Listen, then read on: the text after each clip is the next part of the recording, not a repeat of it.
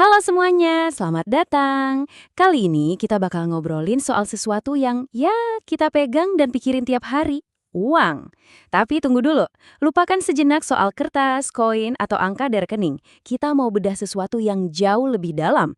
Esensi uang yang sesungguhnya. Sebuah energi yang ternyata membentuk realitas kita.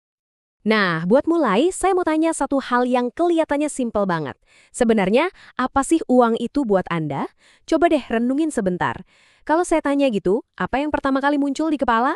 Mungkin jam kerja yang Anda tukarkan, waktu, tenaga, pikiran yang Anda korbankan setiap hari. Atau mungkin yang muncul itu ya, angka-angka di m-banking Anda, kan? Angka yang seolah-olah nentuin apa yang bisa dan nggak bisa kita lakukan. Tapi, gimana kalau saya bilang uang itu lebih dari sekedar itu semua? Gimana kalau esensinya? Uang pada intinya hanyalah energi. Kedengarannya simple ya, mungkin agak abstrak gitu. Tapi percaya deh, kalau kita benar-benar paham konsep ini punya kekuatan buat ngubah segalanya. Yuk, kita bongkar bareng-bareng. Oke, gagasan pertama dan yang paling fundamental adalah ini. Uang adalah cerminan diri Anda. Dan yang bikin menarik, lo ada dua pemikir dari dunia yang beda banget. Ken Honda, seorang pakar keuangan, dan Muhammad, seorang guru spiritual. Keduanya entah gimana sampai pada kesimpulan yang persis sama. Ken Honda ini ngegambarinya keren banget. Uang itu katanya kayak koin. Dia netral, nggak baik, nggak jahat. Dia bisa jadi malaikat yang membawa kebaikan atau jadi iblis yang membawa kehancuran. Itu semua tergantung siapa yang pegang. Jadi uang itu cuma memperkuat apa yang udah ada di dalam diri kita. Nah, disinilah kedua pemikiran ini nyambung. Ken Honda ngelihatnya dari sisi personal, sementara Muhammad melihatnya sebagai cerminan hubungan kita dengan yang tak terlihat atau Tuhan. Tapi intinya, sama persis. Kondisi finansial Anda itu cuma bayangan dari kondisi batin Anda. Titik. Oke, kalau uang itu energi, terus apa dong yang bikin dia punya kekuatan? Apa yang bikin dia ngalir? Jawabannya, ternyata cuma satu kata. Kepercayaan.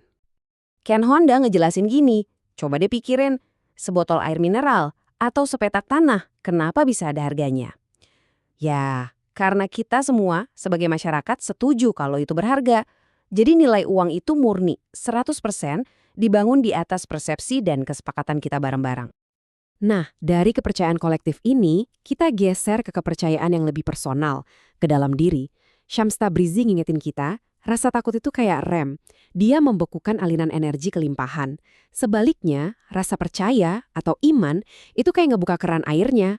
Jadi, saklar on-off-nya aliran ini dalam hidup Anda, ya ada di keyakinan pribadi Anda sendiri.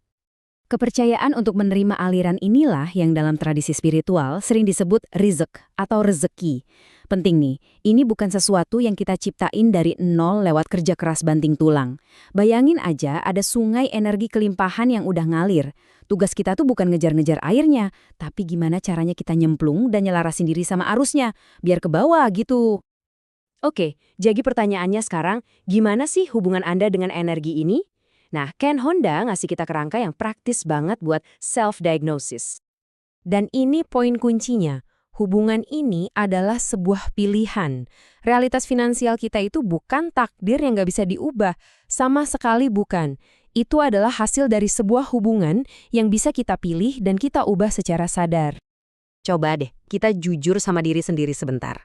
Dari tiga tipe ini, mana yang paling gue banget sekarang? Apa Anda merasa jadi sang budak yang hidupnya kayak cuma buat ngejar duit? Atau mungkin sang pengendali yang obsesif banget kontrol tiap rupiah? Atau jangan-jangan Anda sudah ada di tahap yang ideal?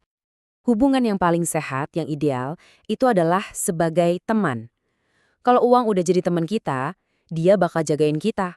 Kayak kata Honda, kalau Anda pengen ke Paris, teman Anda ini bakal bilang, beres, tiketnya udah siap. Nah, ini semua ngebawa kita ke perubahan mindset yang paling inti, paling penting dari semua ini, yaitu bergeser dari mengejar ke menarik. Ini kedengerannya aneh banget kan? Makin dikejar, makin lari, makin diam, makin datang. Tapi menurut Muhammad ada logikanya. Saat kita ngejar dengan panik, kita itu memancarkan getaran kekurangan. Dan secara hukum energi, getaran kekurangan ya justru bakal nolak kelimpahan. Coba dilihat bedanya. Sang pengejar itu gerakannya didasari rasa takut dan rasa kurang. Sementara sang penarik, dia bergerak dari rasa percaya dan syukur. Energinya beda, getarannya beda, ya jelas hasilnya juga bakal beda.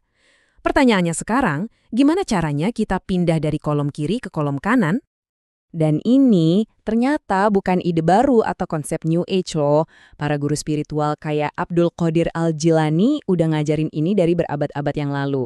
Intinya, fokus ke sumbernya, bukan ke bayangannya. Oke, cukup teorinya. Sekarang kita masuk ke bagian yang paling ditunggu-tunggu, prakteknya. Gimana caranya? Ini ada 3 latihan harian dari ajaran Muhammad yang bisa langsung kita coba buat ngubah energi kita. Yang pertama, setiap pagi latih kehadiran. Ini bukan cuma duduk diem meditasi ya, ini soal secara aktif menumbuhkan rasa percaya. Coba deh pas bangun tidur, pikiran pertama Anda itu langsung ke Tuhan. Dengan begitu Anda kayak ngeset frekuensi untuk seharian penuh, bahwa Anda aman, Anda dijaga. Kedua, setiap malam sebelum tidur latih rasa syukur. Syukur itu bukan cuma perasaan, tapi ini adalah frekuensi penerimaan. Coba bayangin, visualisasikan semua berkah yang udah Anda terima hari itu, sekecil apapun. Ini secara energetik ngasih sinyal ke alam semesta, hey, aku siap menerima lebih banyak lagi. Dan yang ketiga, lewat tindakan nyata. Sedekah. Coba deh ubah cara pandang kita soal memberi. Ini bukan kehilangan uang. Ini adalah ikut serta dalam sirkulasi energi alam semesta. Saat kita memberi dengan ikhlas dan cinta, kita sebenarnya lagi ngebuka ruang kosong biar energi itu balik lagi ke kita. Seringnya dalam bentuk yang jauh lebih besar. Jadi, saya mau tutup sesi kita kali ini dengan balik lagi ke metafora koinnya Ken Honda tadi. Setiap hari lewat pikiran Anda, perasaan Anda, dan tindakan Anda, sisi koin yang mana yang lagi Anda tunjukin ke uang? Sisi malaikatnya atau sisi iblisnya? Jawabannya cuma Anda yang tahu.